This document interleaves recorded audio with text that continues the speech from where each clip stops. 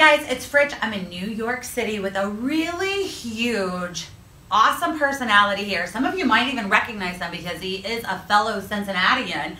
It's Andy Blankenbuehler, who is the choreographer for Hamilton and for Cats. So give Cincinnati a big what's up. Cincinnati, can't wait. 2 shows coming your way very soon. All right, so I was talking to my mom on the phone, and she was like, how's Hamilton? And I couldn't even find the words to express it because I was telling them it reminded me of like going to the Grand Canyon. It had all these like crazy expectations, and then when I finally went there, it took my breath away. Yeah. So how would you describe it to someone? I have to talk about the Grand Canyon first. Because I always wanted to go to the Grand Canyon, and I remember I went with my family on a family vacation. I was 13. Yeah. And we pulled up to the Grand Canyon in a vista that wasn't extraordinary. And I saw it, and I was like, this is what they've been talking about? And I was heartbroken inside a little bit. And I remember as a young person, that feeling of like, maybe life isn't as amazing as people say it is. And then we like went a mile to the side and saw the real Grand Canyon, and it slayed me. Yeah. And my father and I hiked to the bottom of the Grand Canyon and slept overnight. And so it's so funny you said that, because in so many ways, Hamilton is like this thing that peels so many layers. Mm-hmm. And it's about epic historical information. It's about a time in our life as a country that changed everything for us. But you know, the show's also open in London, and they're not American, and I see the different Grand Canyon levels of what's flooring them. Mm-hmm. So it's really great. I mean, in short, the story of Alexander Hamilton follows the life of Alexander Hamilton and the other Sons of Liberty, George Washington, as we went through the American Revolutionary War, and then fought and worked to create a government and a system that could provide for us the future that we now know and we cherish. The issues that they faced, we still face. Ultimately, if I were to say it in a sentence, the show is about learning about what's most important in your life and fighting for it with everything you have. If you had people, like say people in London or even people in Cincinnati, do you recommend that they read a little bit about the history of, just kind of a refresher before going in to see Hamilton? I have to tell you, sorry St. X about this, but I really didn't like American history. I always found history not interesting. And I know that that's shame on me, but I'm so privileged to be a part of Hamilton, because what we're showing is history not only repeats itself, but stays valid. Mm-hmm. And so to me, I don't think it's necessary to refresh the history, though I'm sure you can go on the Wikipedia and do it in like 2 minutes rather than reading a book. And that would probably be helpful. I think the bigger question is to listen to the album or to not listen to the album. What do you think? And I still hear it both ways. I went to the theater the other night with somebody mm-hmm. who hadn't heard one song from Hamilton. Okay. And she watched the show, and she was floored by the show. It just forces you to listen in a slightly more involved way. Yes, more. If you know the song, if you know the score, you know what's coming next. And that helps because there's over 23,000 words in the show. And so it's a lot of information. So either way, it's a great experience. One, you just have a little bit more, you think you know where you're going. It's going to ultimately, it's going to look different than you think it looks. Oh, for sure. But it might help you. Just a little bit. I did read the Wikipedia. Especially like my parents, like they don't know rap music and they don't know hip hop. And Hamilton's not a rap and hip hop score, mm-hmm. but the words happen fast. Very quickly. And so all of it happens very quickly. I mean, it's over 2.5. It's like 2 hours, 45 but it's like 5 minutes. musicals. Yes, but it feels like it is the fastest thing, which is why I also feel like it takes your breath away. Yeah. You're just the whole time like. I have to admit that's a slightly manipulative. I know. So there is so much information, and choreographically also, it's this sense of never letting the audience sit back. Yeah. Especially because I want to thrill, like for example, my 10-year-old son. Mm-hmm. Like I want it to reach everybody, but we have an opportunity to affect young minds with both theatrical imagination, historical imagination, and information, and humanity, the way we treat each other. And so to do that, it's like you have to keep pulling people in and make them hear history and see life the way they haven't been forced to see it. Well, and you really genuinely feel like you're in that theater with no one else but yourself and the actors. That's a great thing to hear. It's amazing. It works. So when you're doing the choreography, because there's so many moving pieces to the show, like, I mean, the set itself is very simple, but there's a turntable and all this stuff, it moves quickly.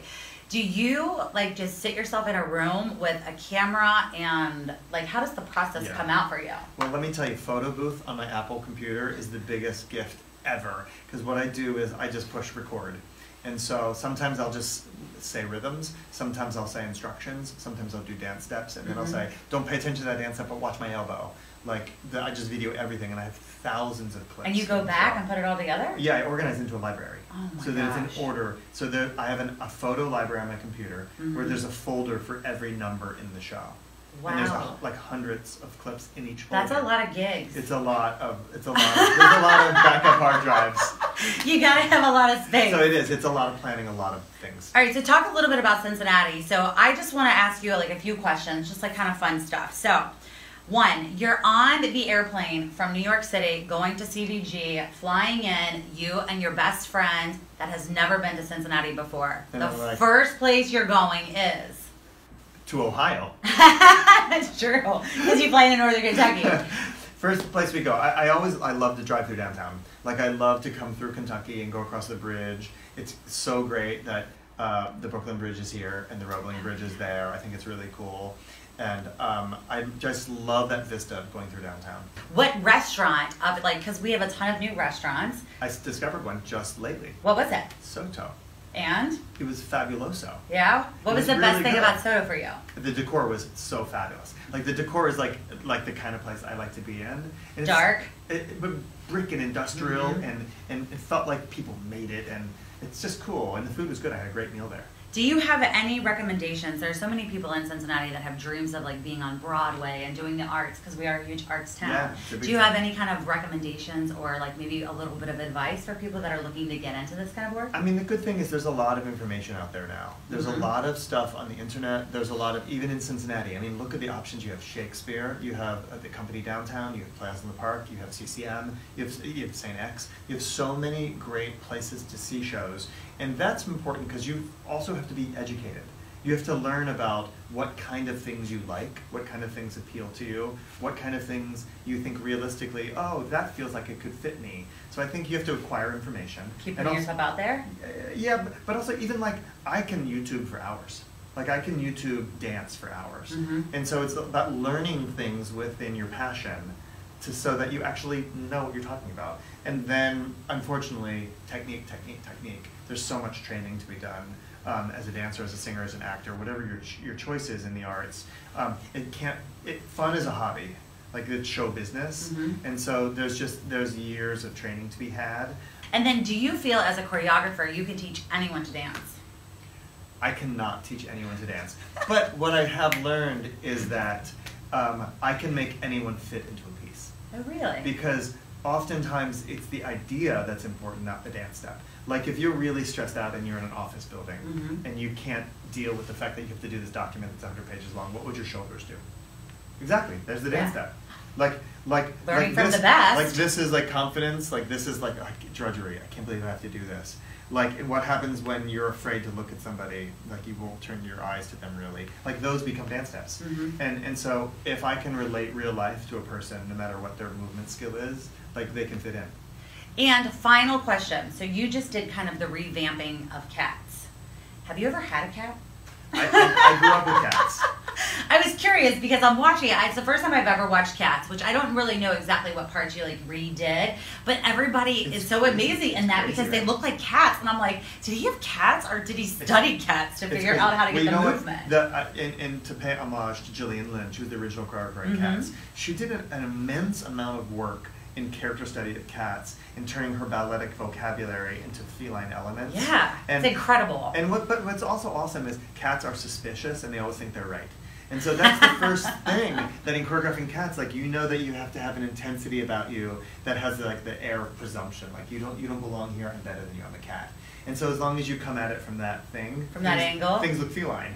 Yeah, it's great. All right, well, thank you so much for joining us today. And I do want to let everybody out there know that he did genuinely grow up listening to Q102. Q102, my bedside radio. Loved it. So thanks again. It was so great meeting you and talking to you. Go see Hamilton and go see Cats. Check it out. Yeah. What's your name, man? Alexander Hamilton.